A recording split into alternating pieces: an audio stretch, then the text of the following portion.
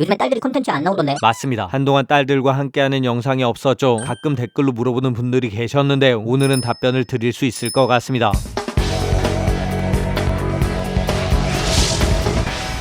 안녕하세요. 동캐플렉스의 동캐입니다. 여러분, 새해가 되면서 초심이 필요한 시기가 됐습니다. 설레는 마음으로 모든 걸 다시 계획해보는 타이밍. 저 역시 예전의 마음을 되찾으면서 조금 신박한 시도를 해볼 생각이에요. 무려 단돈 6만원대 테마파크 전세 내기. 그게 가능해? 겨울엔 싹 가능. 그럼 제가 오늘 전세 낼 곳은 어디냐? 작년 봄에 딸들과 함께 아주 피곤한, 아니 행복한 시간을 가졌던 곳, 바로 서울랜드예요. 오늘은 여기 서울랜드에서 완벽하게 전세 내고 따뜻하게 놀 수 있는 방법을 알려드리고, 마지막엔 지난 몇 달 동안 저와 큰딸에게 일어난 많은 변화에 대해서도 말씀드려볼 생각이에요. 꽁꽁 얼어붙은 한강역 동캐시 걸어다닙니다. 제가 방문한 날은 한강물이 얼 정도의 한파, 무려 체감온도 영하 10도 이하. 엄청나게 추웠지만 전 전혀 걱정하지 않았습니다. 봄이나 가을만큼 따뜻한 곳에서 파크를 즐길 수 있으니까 그 꿀팁은 제가 이따가 말씀드리고, 일단 입장권부터 구매. 제휴카드 할인 받아서 23,400원에 티켓 끊고 바로 파크 안쪽으로 진입했어요. 방학에 학원이나 유치원에서 단체로 온 친구들 빼고는 아무도 없는데 겨울에 서울랜드에서 할 게 있어? 겨울에만 할 수 있는 것들이 꽤나 많아요. 무엇보다 빠질 수 없는 건 역시나 눈썰 매장. 제가 원마운트 스노우파크랑 에버랜드 눈썰 매장도 영상으로 소개해드렸는데요. 여기 서울랜드 역시 겨울이면 눈썰 매장을 오픈해요. 눈썰 매장 요금은 얼마야? 추가 요금 없이 당연히 무료. 10시부터 5시까지 운영하는 이곳은 유아 슬로프와 일반 슬로프로 나뉘어져 있어요. 썰매장의 형태는 그야말로 초심에 어울리는 곳. 아주 오래전 우리가 기억하던 바로 그 눈썰 매장. 빨간색 플라스틱 썰매를 슬로프 위로 끌고 올라가서 눈밭을 그대로 미끄러져 내려오는 와일드한 자연 그대로의 제대로 올드스쿨 눈썰 매장. 그러니까 유아들도 성인들도 조금은 원초적으로 즐겨야 하는 곳이에요. 에버랜드 눈썰 매장과 원마운트 에버슬라이드가 마지막에 초록색 매트로 속도를 줄여줬다면, 여기 서울랜드는 예전부터 전해오는 썰매의 수동 브레이크, 바로 우리의 발이 가장 중요한 무기예요. 여기부터 발로 브레이크 잡아주세요. 발로 브레이크, 발로 브레이크. 다급한 안내 직원분의 목소리가 메아리 치면 플라스틱 썰매 옆으로 뻗은 발로 속도를 줄여주는 방식. 우리가 알고 있는 어릴 적 그 눈썰매예요. 튀어오르는 눈발 때문에 신발에도 눈, 바지에도 눈, 패딩에도 눈, 얼굴에도 눈. 잘못하면 마지막에 눈썰매 전복 사고도 일어날 수 있으니까 안전 운전이 필수인 곳. 물론 전 어릴 적부터 이 눈썰매 선수였기 때문에 나름 노하우가 있습니다. 탑승 전 자세는 무조건 눈썰매 밖으로 다리를 빼둔 다음 중간중간 미리 발로 속도를 조절하면서 서서히 스피드를 늦추면 안전하게 탑승이 가능해요. 유아 슬로프에선 성인이 아이들과 동반 탑승도 가능. 썰매장 옆에 있는 눈놀이터에서 눈싸움을 할 수도 있고, 아이들 썰매를 끌어줄 수도 있는 장소. 규모도 꽤나 큼직하고 안쪽으로는 따뜻한 쉼터와 물품 보관함도 있는데, 눈썰매 탔더니 배고프다. 눈썰매장 앞에 푸드코트도 예전 느낌 그대로죠. 많은 분들이 문이 닫혀있는 줄 아시는데 그 이유는 이 미닫이 문이 굉장히 육중해요. 여는데 힘이 꽤나 많이 필요합니다. 하지만 문을 열고 들어가면 쾌적한 공간이 기다리고 있어요. 여러가지 분식류와 즉석 라면도 팔고 있는데 라면 가격은 5,500원. 다른 파크의 즉석 라면보다 저렴한 편이에요. 물론 제가 이날 먹은 건 라면 아니고 컵오뎅. 왜 컵오뎅을 먹었어? 라면보다 훨씬 더 뜨끈하니까. 아주 추운 날씨에 핫팩 대용으로도 쓸 수 있는 놈. 연기가 모락모락, 국물이 뜨끈뜨끈. 어묵은 어릴 적에 썰매장이나 스케이트장에서 먹던 바로 그 맛이에요. 눈썰매 타고 나서 먹으니까 더 꿀맛인데, 그렇게 어묵 한 사발 먹고 나서 밖으로 나오면 겨울에만 만날 수 있는 코스가 또 있습니다. 도시 빙어 뜰채 낚시 체험장. 분수대에 빙어를 풀어놓고 뜰채로 건져 올릴 수 있는 곳이에요. 하지만 여긴 6,000원 유료 이용. 거기다 잡은 빙어는 집으로 가져가던지 현장에서 다시 놔줘야 하는 방식이기 때문에 전 가뿐하게 패스했어요. 겨울에만 즐길 수 있는 게 따로 또 있어? 지지고 볶고 골목 놀이터 공간. 겨울철에 이벤트로 만들어둔 곳인데,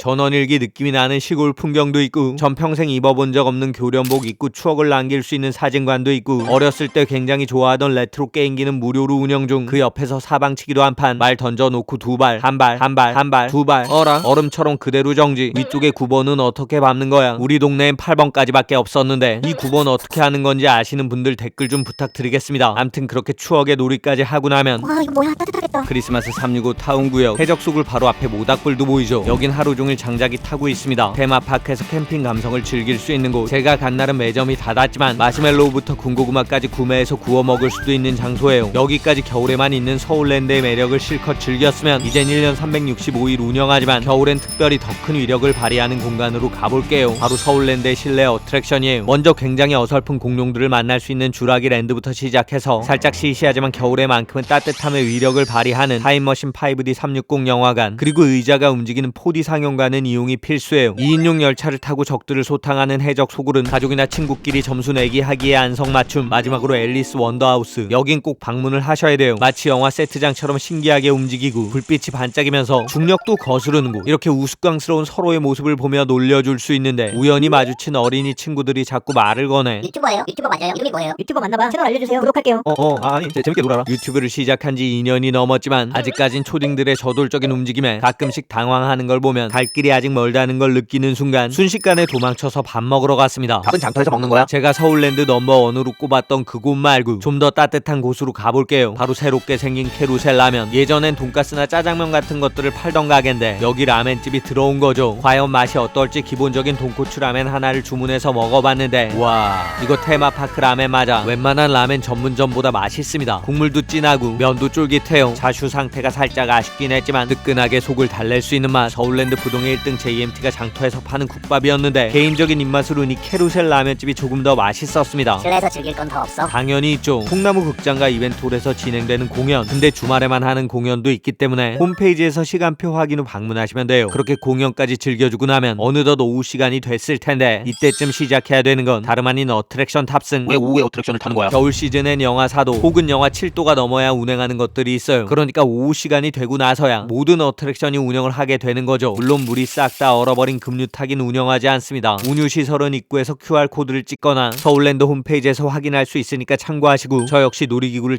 탑승해봤어요. 회전 목마나 도레미 악단, 춤추는 요술직 같은 놈들은 당연히 웨이팅 없이 탑승. 평상시 같으면 줄 서야 되는 바이킹도 널널하게 자리 지정해서 탑승 가능. 서울랜드 시그니처라고 할 수 있는 월드컵 또한 바로 탈 수 있고 평상시 웨이팅이 꽤나 긴 블랙홀 2000도 겨울 시즌엔 줄이 없어요. 경악할 정도로 무섭게 빙글빙글 돌아가는 도깨비 바람 역시 빈자리가 대부분. 거기다 엄청난 웨이팅을 자랑하는 최고 인기 놀이기구 라바 트위스트 역시 겨울엔 기다릴 필요가 없습니다. 그나마 5분 정도 웨이팅을 했던 건 범퍼카랑 달나라 열차 정도. 그야말로 놀이공원을 전세낸 느낌. 근데 너무 춥잖아. 제가 말씀드렸었죠. 따뜻하게 서울랜드를 전세 내러 왔다고. 파크 중간 두 군데에 자리한 쉼터. 여긴 대형 난로까지 있기 때문에 문이 없어서 바람이 들어오잖아. 푸드트럭 앞에 있는 이곳은 문도 있고 꽤나 따뜻한데 여긴 밥 먹는 공간이지. 그러면 서울랜드에서 가장 인기 있는 공간 롯데리아. 지금 장난해? 여기서 햄버거 하나 사서 제가 향한 곳은 다름 아닌 서울랜드의 슈퍼 울트라 대박 꿀팁 크라켄 쉼터예요. 춤추는 요술집 바로 옆 서울랜드 중앙에 위치하고 있는 프라이빗 공간. 여기 에어컨 있어서 시원하게 먹을 수 있는 데 아니었어? 맞습니다. 여름엔 에어컨 덕분에 시원하게 보낼 수 있었던 곳. 하지만 겨울엔 이 에어컨이 난방기로 변해요. 아까 말씀드렸죠. 오늘의 예산은 6만원대. 이 크라켄 쉼터의 이용 비용이 평일 4만원, 주말은 5만원. 여기서 추가적으로 지출을 해주는 거죠. 이 난방기 한 대가 텐트 안을 아주 따뜻하게 덮여주기 때문에 대략 25도 이상은 충분히 유지돼요. 그러니까 잘만 활용하면 진짜 따뜻하게 파크를 즐길 수 있습니다. 이용 방법이 어떻게 됐는데? 지금부터 제가 이 크라켄 쉼터를 이용한 서울랜드 겨울 완벽 이용 풀코스를 알려드리면 먼저 낮 최고 기온이 영상으로 올라가는 날 서울랜드로 향하세요. 홈페이지 이벤트 창 확인한 다음 카드 할인 맥스로 되는 놈으로 골라서 티켓 예매 그리고 추가로 크라켄 쉼터 예약을 하세요. 이 쉼터는 총 14개가 마련되어 있는데 겨울 시즌은 예약이 붐비지 않습니다. 동문 주차장에 차를 대고 바로 파크로 입장. 지체하지 말고 크라켄 쉼터로 향하시면 돼요. 체크인 필요 없이 자신이 예약한 텐트로 입성. 컨센트 꼽아서 전기 넣어주고 불 켜고 리모컨으로 난방기 작동. 텐트가 따뜻해지는 데는 시간이 좀 걸리니까 장갑과 기마개 부츠까지 중무장한 다음 준비운동 간단하게 하고 밖으로 나가세요. 파크 가장 안쪽에 눈썰매장으로 직행. 썰매 타고 눈 털고 썰매 또 타고 눈 또 털고 힘들면 뜨끈한 오뎅 좀 먹어주고 다시 크라켄 쉼터로 직행. 이때쯤 텐트 안은 굉장히 따뜻해졌을 거예요. 거기서 몸을 좀 녹인 다음 실내 어트랙션 탑승. 아까 말씀드린 5개 모두 타고 나면 어느새 점심 식사 시간. 카루셀 라면집이나 장터에서 뜨끈한 국물 좀 드시고 다시 텐트로 컴백. 몸을 완전히 녹이면서 휴식을 취하고 있으면 직원분이 한 차례 확인을 하세요. 여기 예약집은 성함이랑 정보 좀 확인하겠습니다. 그렇게 예약사항 확인한 다음 오후가 되면 인기 어트랙션 탑승을 준비하세요. 쉼터 바로 옆에 있는 달나라 열차 타고 나서 다시 텐트로 와서 쉬어주고 바이킹 타고 다시 쉼터로 와서 몸 좀 덮여주고 블랙홀 2000 타고 나서 다시 텐트에서 쉬고 어트랙션 탈 때 추위를 느끼는 시간은 잠깐. 반면 쉼터에서 따뜻하게 쉬는 시간은 길기 때문에 추위를 느낄 틈이 별로 없어요. 그야말로 냉탕과 온탕을 오가는 신박한 기분. 중간중간 시간 맞춰서 공연도 봐주고 롯데리아에서 사온 햄버거도 먹어주고 회오리 감자도 사다 먹고 저녁에 벌어지는 루나 레이저 판타지와 미러볼 댄스 타임은 어라 사람이 나밖에 없네. 그야말로 전세낸 느낌. 매주 토요일엔 불꽃놀이도 진행하고 파크 폐장 개장 1시간 전까지 쉼터 이용이 가능하니까 진짜 개꿀로 즐길 수 있는 거죠. 그렇게 실컷 놀았으면 난방기 끄고 불도 끄고 쓰레기 챙겨서 가까운 휴지통에 버린 다음에 밖으로 나가시면 되는데, 여기서 주의하실 점, 파크 밖으로 나가기 전에 반드시 QR코드로 주차 확인이 필요해요. 그래야 무료 주차 등록이 가능합니다. 그렇게 주차 등록까지 완료한 다음 퇴장하시면 그야말로 서울랜드 전세 내고 따뜻하게 몸을 녹이면서 즐길 수 있는 거죠. 근데 왜 이게 초심을 찾는 콘텐츠야? 사실 제가 이 크라켄 쉼터를 작년에 소개해드린 적이 있어요. 그 컨텐츠가 바로 제 딸들과 함께한 서울랜드 영상이었습니다. 요즘엔 딸들이 콘텐츠 안 나오던데. 맞습니다. 한동안 딸들과 함께하는 영상이 없었죠. 가끔 댓글로 물어보는 분들이 계셨는데요. 오늘은 답변을 드릴 수 있을 것 같습니다. 사실 작년 가을 제가 실버 버튼을 받은 직후 큰딸이 많이 아팠어요. 그리고 아이의 병이 평생 함께해야 하는 난치성 질병이란 사실을 알게 됐습니다. 그날 이후 전 모든 일상을 중단했고 딸의 치료에 전념을 했어요. 자책과 절망 그리고 건강을 회복시키기 위한 노력 속에 정신없는 하루가 반복됐습니다. 작년 가을부터 컨텐츠에 딸들과의 영상통화가 많이 나왔던 이유, 제 아버지의 고생담을 되뇌었던 이유, 저의 컨텐츠가 주로 수도권 위주였던 이유는 바로 딸아이의 간병 때문이었습니다. 솔직히 말씀드리면 그때 유튜브도 잠깐 중단하려고 했어요. 하지만 제 아내의 의견은 달랐습니다. 내가 쉬는 날 큰딸 챙길 테니까 유튜브는 계속하면 어때? 당신도 힘을 얻을 수 있는 구석이 필요하잖아. 사실 유튜브는 제 본업과 달리 아직 수입이 별로 발생하지 않아요. 하지만 아내는 제 인생에서 가장 힘든 순간 에너지를 얻는 것이 무엇보다 중요하다고 생각했습니다. 그리고 아내의 조언 덕분에 전 유튜브 업로드를 지속할 수 있었어요. 일주일에 5일은 딸의 간병을 하고 밤에는 편집을 하고 하루는 촬영을 하면서 밀린 잠을 자는 식으로 석 달을 지냈어요. 그렇게 긴 어둠의 터널을 걸어가다 보니까 아주 작은 빛이 보이기 시작했습니다. 제 딸은 강인하게 질병과 싸워냈고 검사도 입원도 치료도 회복도 잘 이겨냈어요. 3개월이 지난 지금 이제는 자신의 병과 친하게 지내면서 일상으로 돌아가는 과정만 남았습니다. 제 영상에선 여러분에게 휴식과 여행의 즐거움을 나눠드리고 마지막에 응원의 한마디를 꼭 남기고 있죠. 다행히 씩씩한 큰딸 덕분에 전 오늘도 여러분에게 희망찬 소식을 전할 수 있습니다. 제 큰딸이 작년에 많이 아팠는데요. 잘 극복했고요. 자신보다 더 어려운 친구들도 많다는 사실을 알게 됐고 그런 친구들을 치료해주고 싶다는 꿈도 생겼다고 해요. 저 역시 그런 딸의 의견과 함께하기로 다짐하면서 의욕적으로 다시 일을 시작했고 당당하게 일상에 복귀했어요. 이제는 3개월간 유일한 저의 일상이었던 유튜브 컨텐츠 역시 조금 더 힘을 내서 진행해 보려고 해요. 제 아내의 말을 듣고 유튜브 영상을 계속 올린 건 참 잘한 결정 같아요. 인생에서 너무나 힘들었던 지난 석 달, 분명히 구독자 여러분은 제 사정을 모르고 계셨겠지만 마치 텔레파시가 통한 것처럼 따뜻한 댓글을 적어주신 분들이 많아서요. 그 덕분에 저는 하루하루를 견뎌낼 수 있었습니다. 앞으로도 절 계속 응원해 주신다면 제가 더 많이 노력하면서 알차고 신박하고 긍정적인 컨텐츠를 계속 만들어 볼게요. 인생이 너무나 힘들 때, 어두운 터널이 길게만 보일 때, 추운 겨울을 따뜻하게 보낼 수 있는 아늑한 쉼터처럼 행복의 불씨를 키워나갈 수 있는 여러분의 내일을